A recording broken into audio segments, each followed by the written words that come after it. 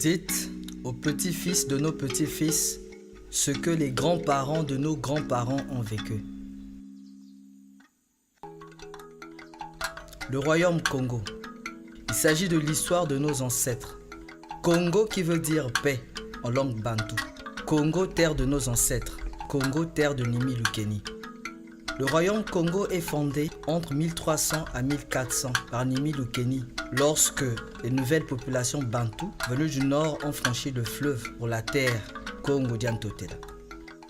Une terre occupée par les Zambundu, des autochtones constitués en petites unités non unifiées. Un vaste empire était né sous le règne du Ntinu roi Nimi Lukeni. Un royaume de l'Afrique du Sud-Ouest reparti de territoires du nord de l'Angola, de Cabinda, de la République du Congo, de l'extrémité occidentale de la RDC et d'une partie du Gabon. À son apogée, le royaume Congo s'étendait de l'océan Atlantique jusqu'à l'ouest, à l'est de la rivière Kwango et du fleuve Congo au sud.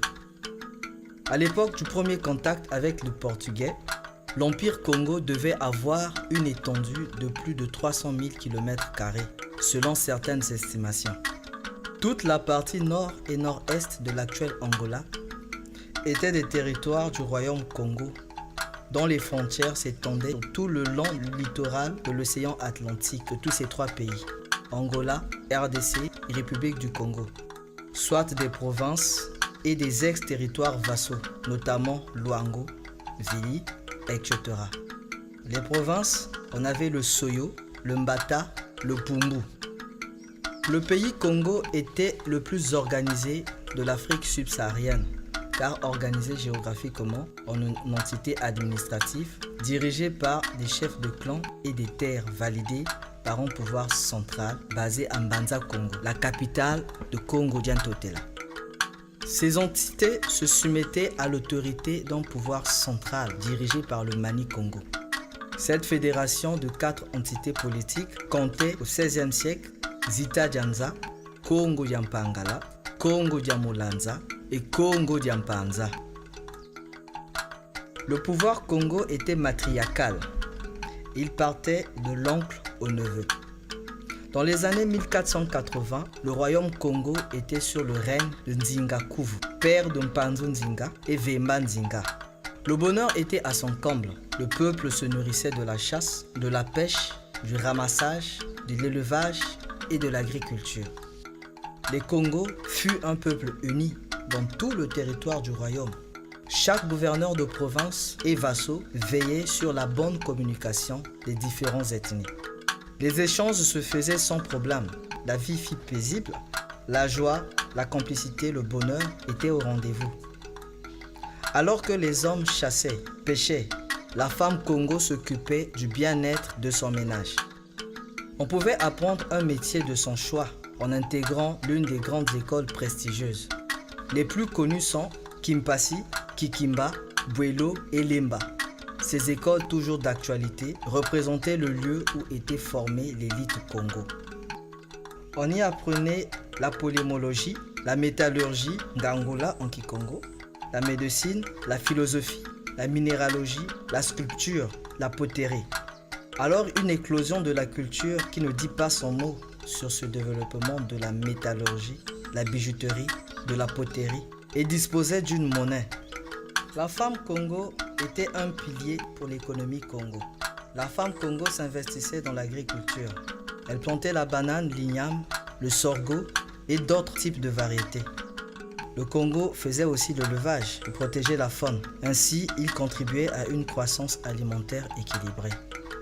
Avant l'arrivée des Européens, l'Empire Congo était un État développé avec un large réseau commercial. À part les différentes ressources naturelles comme l'ivoire, l'or, le cuivre, le pays fondait et commerçait le cuivre, l'or, les vêtements, le raffia, la poterie et disposait d'une monnaie et des finances publiques. La femme Congo était chargée de la récolte du Nzimbu sur une île pas loin de Mbanza Congo. Le Nzimbu était la monnaie locale. C'était des coquillages. Il y avait du nkodia qui n'est qu'autre que la coquille d'escargot qui était aussi une forme de monnaie. En 1480, le navigateur Diego Cao fut le premier à évoquer un grand empire qui contrôlait le commerce dans la région. C'est en 1483 que Diego Cao foule les terres Congo, à cette époque qui était sous le règne de Nzingakuvu. Une collaboration commerciale se crée, des échanges de houes, d'armes à feu, contre l'une des richesses Congo, l'ivoire, avec la population intérieure de l'Angola. Mais il persuada difficilement au roi d'ouvrir le pays aux Portugais. Alors des missionnaires catholiques arrivèrent avec Diego Cao dans la région en 1490. Liés d'une amitié entre le Portugal et le royaume Congo, en 1491, Nzingakuvu fut baptisé et prit le nom de Jean Ier.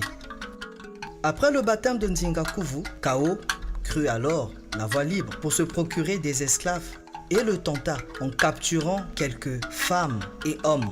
Cependant, Nzingakuvu s'était décidé de ne pas faire de son royaume un lieu de traite. Il fit capturer en échange les missionnaires portugais et les fit tuer à chaque mois de retard dans le retour des captifs Congo. Sous Nzingakuvu, les relations se refroidirent avec le Portugal et ne s'améliorent guère jusqu'à sa mort. Il aurait empiré n'eût été la mort de son fils Panzu Nzinga, qui était lui contre toute forme de relation avec le Portugal. Un des deux fils, le deuxième fils, le prétendant favori du peuple Congo, mais comme le pouvoir n'était plus matriarcal, la succession se faisait par élection et il n'était pas systématique qu'un fils succède son père. Lui aussi soutenu par des clans et des métiers Congo, désirait écourter au plus vite les relations avec le Portugal. Cela lui coûta la vie. Son frère Vemba Nzinga, qui avait été largement influencé dès son enfance par l'encadrement des missionnaires, devint roi à la suite de l'assassinat de son frère par un soldat portugais. Vemba Nzinga, baptisé Alfonso Ier, envoya son fils Lukeni Lwanzinga au Portugal, qui devint plus tard le premier évêque africain de l'histoire de l'Église catholique. La capitale fut renommée alors Sao Salvador, Saint-Sauveur.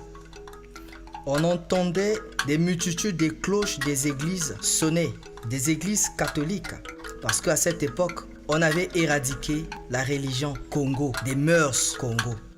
Plus personne ne pouvait prier une statue, faire appel à ses ancêtres de peur qu'ils soient surpris et être tués. Dans les décennies qui suivaient, l'Empire Congo tomba dans la spirale du commerce d'esclaves planifié par les commerçants du Portugal et d'autres pays européens. Ainsi, le royaume Congo, qui était un empire, s'est réduit à un vassal gouverné par un autre État européen, l'État du Portugal. Les conséquences commençaient à se faire sentir pour l'Empire lorsque le Mani Congo perd le contrôle de certaines provinces. Vu que le pouvoir du matriarcal a été aboli à cause de sa conversion au catholicisme qui lui exigeait d'avoir une seule femme alors qu'il pouvait avoir plusieurs femmes venant des différentes provinces. Ainsi était instauré son pouvoir. Le royaume Congo a connu un dépeuplement abusif. La spiritualité Congo et tradition étant enterrées, interdit au risque même de la peine de mort. On ne jurait que sur la Bible. Et à cette époque, le royaume Congo était devenu un vassal.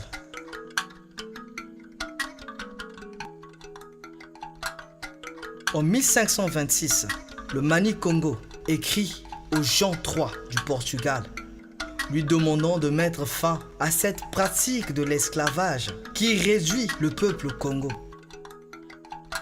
On passe de 35 habitants par kilomètre carré à 5 habitants par kilomètre carré.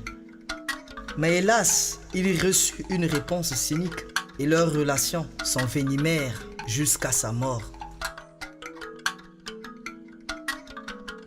Cependant, l'État Congo continua d'exister, ou tout au moins formellement, durant des siècles, jusqu'à ce que sa division soit décidée entre le Portugal, la Belgique, la France, par la conférence de Berlin en 1884 à 1885. Retenant cependant, les luttes persistèrent jusqu'aux indépendances. Les provinces devinrent des pays, par exemple, avec Anandinga, qui tenut en échec la coalition portugaise, néerlandaise et britannique pendant près de 30 ans et réussit à freiner l'expansion de la traite négrière sur le territoire Congo. La densité de population de l'époque, qui était de 35 habitants par kilomètre carré, chutèrent dramatiquement. La traite avait fait son œuvre de dépeuplement sanglant et le colonialisme s'installa. Un brassage de cultures s'est initié jusqu'à une cohabitation pacifique. Les provinces Congo devenaient des pays. Aujourd'hui, le monde n'est plus ce qu'il était. Le pillage des ressources pour l'industrialisation a affaibli le globe terrestre. La déforestation abusive du milieu naturel, de la faune, est en train de se réduire, toujours au profit d'un intérêt. On s'en fout si quelques spécimens d'animaux disparaissent. On s'en fout si la couche d'ozone s'affaiblit. On s'en fout si l'humain doit mourir. Le comble. Aujourd'hui, nous assistons avec impuissance. Comment, par milliers des hommes, des femmes se meurent par le Covid-19. La mort nous guette de partout. Est-ce une punition de Nzambi Mpongo, Dieu créateur? Ainsi une lettre vous est adressée, de dire aux petits-fils de vos petits-fils ce que les grands-parents de vos grands-parents ont vécu.